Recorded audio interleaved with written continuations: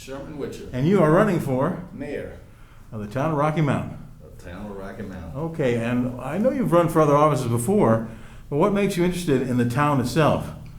Well, I live here and it's a concentrated area, and I decided let's start a little smaller and see if we can grow out a little bigger. And I have some ideas that will work. Because there's some things that concern you about things that are, way things are being done, or things that operate a little differently or could be a lot better, maybe? Well, let me tell you about what campaign I'm going to run. Okay. I'm going to run a thumbs up campaign, and it just means absolutely nothing. Okay. Now, how is that going to get people on your side? Tell me how you're going to convince people to say, hey, I'm going to help you. Maybe I can try to help you. You're going to do something to help, or you hope to do help, right? Well, Or get them to help themselves. I think we all been helped too much. Mm-hmm. We've been helped out of our funds, out of our livelihood, out of our well-being enough. And what absolutely nothing means, I will not go out anymore and just continue to take a stress situation and make it more stressful, figuring out ways to take more money out of your pocket. I think now we need to turn around and figure out ways to help diverse this money that's not there to start with. Figure out ways to give you an incentive package that, or give companies to come in an incentive package so we can breathe a little bit. Because too long the struggling community has struggled and there seemed to be no help. It's like we're trying to genocide poor people. Mm-hmm.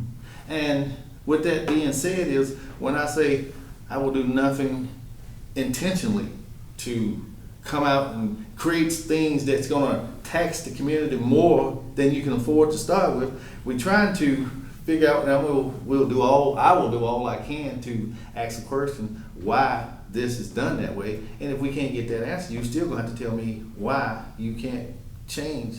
Because there's a lot of things going on in town, and I mean, we got the trees growing through the power lines. AEP come in and putting trees directly through the power line. They'll trim one side of a tree and let it lean to your house. So in a storm, you got two options. The tree is gonna fall on your house or your neighbor's house, and it's gonna pull the wire out of your house, set your house on fire.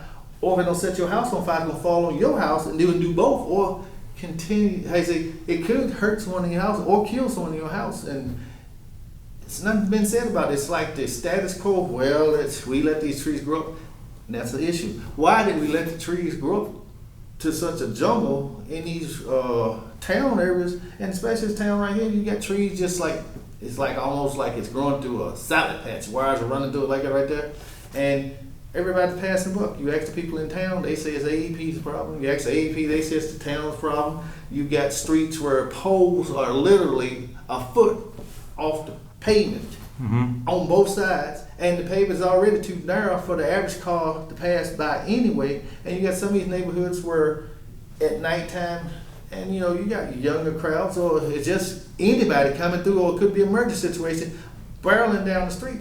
Who's gonna get over? You're paying, I guess, who's gonna get over? If you don't get over, nobody gets over. You plow the poles down, and then it's creating and have created, and it's been going on too long to anyone.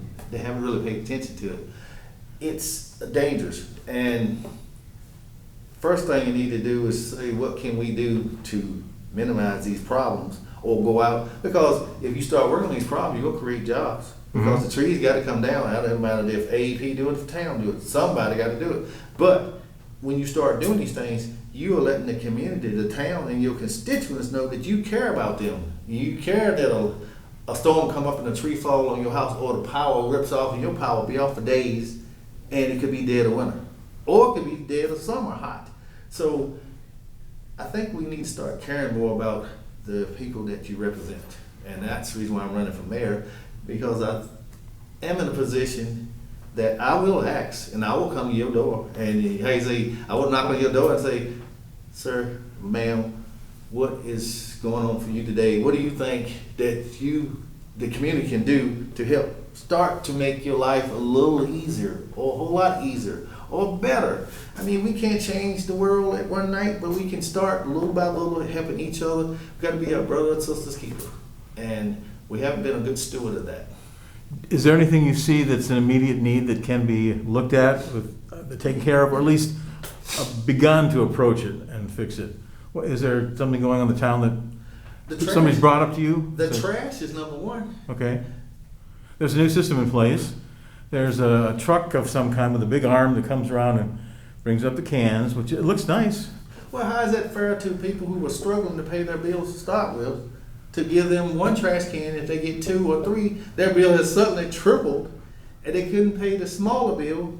But if they don't, they have trash, and they will be part of the trash, I say, blowers all through the neighborhood. So I think what we should do is look closely to see if you're gonna charge it, just set a set fee and give people the trash cans they need. If they need 2, give them 2. If they need 3, give them 3. Because it don't cost that truck no more, and no more time, 30 seconds more to pick up another can than it would be let that trash set back behind that house all month long and have critters in town. Now, I was curious because I'm not in the town, so I don't know what the fee is and what it's gone to. Do you have any idea about that? Well, the best of knowing, and right now it's the best, it's $25 to get it initiated, and it's $25 each time you get a new one, and then it's gonna be $10 for each one of them a month. And it sounds like really small, but if you Barely hanging on. if you hanging on by the thread of a hair and you struggling to pay the few dollars, how you gonna continue to go up? And you will need 2 trash cans, and you can't afford but one. And but you trash is piling up, and then the odor stinks and all that. So I think it was a poor decision on the aspect of people not really seeing, can community afford this?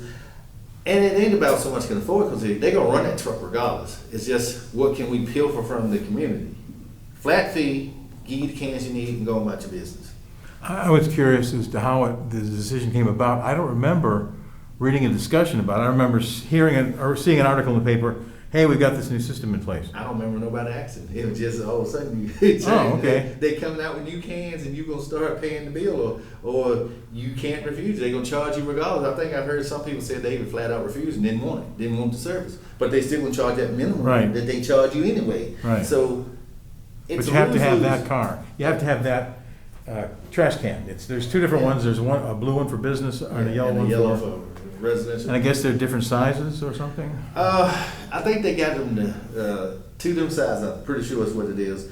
And no, the big one isn't really that big. It don't hold that much trash. So And that costs how much more? I can't get into the smart details of it, because it's one of these deals like it's new, and you go ask, they'll tell you this is that, and they'll just give you a raw spectrum. The whole system don't work. Not that way they did it. They should have just say, okay, you got a flat fee, and if you need 2 cans, give 2 cans, not give you per can. And you can say, well, we can afford it. You might say, well, throw it off on the business. But no, I'm fair and fair alike, because it's not fair to say you're going to be fair and then you're going to make somebody else pay more because of what they say they are. Because a business might not use but 2 or 3 trash cans either. So why should they have to pay more because they run a business? They ain't used but 2 cans is 2 cans. Now I can see if a factory's a whole different story. They in a whole different category. But just regular mom and pop business just need a couple trash cans like everybody else do. It should just be across the board. Well, I was curious what happened to the other guy who used to run the truck. There was 2 guys, right? At least 2 guys. One ran the truck, one grabbed. Well, I mean, he's out of a job, or is he doing something no, else? they would just always have them doing something else, and down the road you just don't hire that extra person. Okay. They'll diversify and move around, and they probably got an answer for that and say, well, we did it on budget. I understand that. We understand the budget across the board. Everybody will budget you to death, and they'll beat you to death. They'll book whip you and pencil whip you to death. But at the end of the day, if you got $5, you got $5. Now, how do we make that $5 work for everything I need to do? And like we had talked a little earlier, why are you taking people that are on fixed incomes? A lot of them, they're getting the money from the system or from retirement, and they don't get no more. They fixed income, and they turn around, have to give it all back out. Time they pay everybody they paid, they flat broke. I'm broke. curious how that's going to work for myself too. Yeah. Well, everybody's got their own situation, and then people they'll say, well, you should have planned better, you should have did. Only thing I should have did is got up this morning, and I praise God every morning I get up, and I'm going to tell you like it's about the poor planner and the best planner. You can be the best planner in the world and have one second of bad luck, and your plans just all washed out. Medical issues like that can just take you down. One decision, one bad decision, one health decision. So let's not play the who got the best plan deal. Let's play what's we can do to try to share the load and make it so everybody can afford to survive and live. Because here's what you do. When you got a happy, thriving community, it's a happy community, and it's a community that will thrive. You got part over here that are doing a whole lot better than this part over here, but they all should be doing similar. It don't work, because it's like you live in a glass house and throwing rocks. Somebody's gonna throw a rock in yours eventually. Or is it fair for one section to take care of the other section? So if you make it more accountable, affordable for everybody, or make it reachable, you know, we live in America and they say, oh, everybody want to try to do the American dream, get rich and all that right there. I mean, it's like, it's a pipe dream. And we understand that. And like you said, oh, you might win the lottery. You might. You might. But I actually bought a ticket for the last big one. Yeah. First time in about 5 years. Yeah. Until you actually win, let's work on things. Here's what I do. I coined a slogan. Let's work on the things that we can do, and we'll talk about the things that we say we can't do, and see what we can do to work on them. I was curious. This is one thing I've been thinking about in a while. I went down to Floyd one time to go see a show there, and I saw so many businesses seem to be doing well. I mean, a lot of people around going from business to business. And then I came back here and look at downtown Rocky Mount, and I see more empty spaces. And I'm wondering, is there some kind of plan? Is somebody coming up with something to try to make it a little easier for businesses to get started here, or not? It's all about altitude, and aptitude. Mm-hmm. We have cornered ourselves to be selfish, not willing to observe and let new businesses come in, not willing to change, and just we do the crab effect. I got mine, you get yours. And by the way, my name is Sherman Witcher, and I'm running for mayor, but we're doing a write-in. You got to do a write-in, because I won't be on the ballot, but I'm gonna come to your door, and we're gonna knock it in. Like, you asked the viable question, why are we not doing this? Because we're not promoting our younger people to say, if you got a talent, let's go down there. You might be just the artist who can draw. Well, go down there and sit at the market, and somebody will pay you $5 a drawing, because they're getting $30 and $40 and $100 at these what do you call them, I guess I'm having a brain freeze at the, what do you call it, when you go to tour? Oh yeah, okay. When you go to tour and all that, you get people pay for drawings. So everybody has a talent in them, and they have. See, what we don't understand is, and what we need to start understanding, to help our kids to unlock your talent, help you to unlock. It might not be a kid. You might be as old as we are, but we have a talent locked in us, and nobody had never have opened that talent up and say, look at me. Hey, look what you can do. And it's a marketable talent. You have a talent. They say, we get in that locked in moment and well, maybe this is it for me. Well, we're focused too much on just making it through one day, I think. I mean, we kind of have to, in a way. Yeah, because, and that's all I suggest. Yeah. Day by day. But see, here's the deal, what we forget. Day by day. That's all God promised you, day by day. If you do day by day, you've done your chore. Because if you get up every day and take care of yourself, your family, and try to take care of your thoughts of your neighbor and all that, or do the best you can do, that's all you were promised. Now, you could get lucky and get rich, but what's to say you get rich and, you could be rich and still not happy. Mm-hmm. So I'd like to try, though. I think our goal is to be happy. I've had money and I've had no money. And I've been happy some days when I had money, just as happy when I didn't have no money. So it's like, oh, what are you looking for? What do you do? Stop looking down on people. It's always, most people like to have somebody to look down on, or, a good leader is having somebody to follow you. You ain't got to be in charge to be a leader. Mm-hmm. See, people don't understand. People are leaders, and they ain't never had no career or no in charge of nothing. But people follow them because they believe in them, and they say stuff, and this is right. So I say be a good steward, and a good steward of the community, and not knocking no one who's running for the mayor, but whoever wins, I'm challenging them, come out and see the community, see the neighborhood, see what you need. Town spreads past town. You know, just because you the mayor of town, all the outskirts of town, people come into your town and they go back out of town. So why not have them come in town with good thoughts, not come in town, like you said, well, what are we doing around here?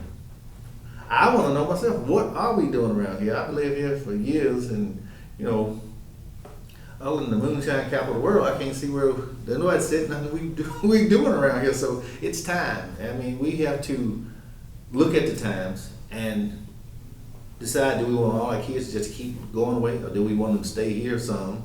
See, there's nothing wrong with going away, but at least have them a choice. Some people leave because there's no choice. We can leave them around, ain't nothing to do around here. Well, don't you eat, sleep here? Don't you do the same thing over there? So it's no different here than it would be in anywhere else. It is what you make it and what we make it. Okay, So, good. I want to quick ask you about, you've run for office a couple times before. Yep. What have you learned about the area? Looking at what it needs, what do people talk to you about? What do they ask you? What do you try to tell them about yourself? I tell them I'm going to listen, and I'm willing to listen.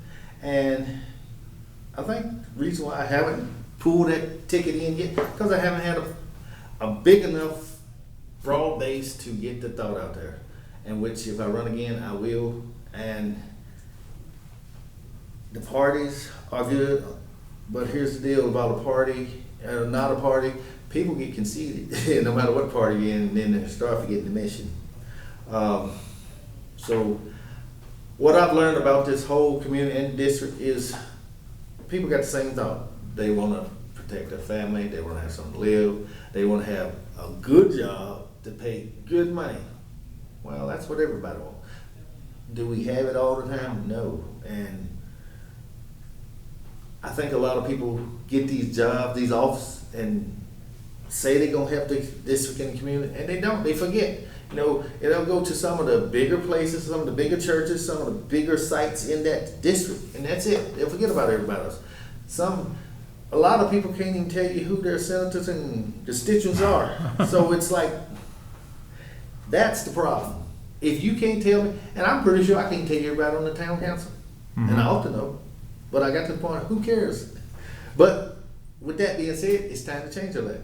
I care, you should care, they should care that you don't know who they are. So when the last time they just got the group, let's just walk around town. It ain't that big a place. I mean, you can walk it. They say they can walk the parade. These are your town council people. These are people you go call on when you have a concern about this town. So what I learned that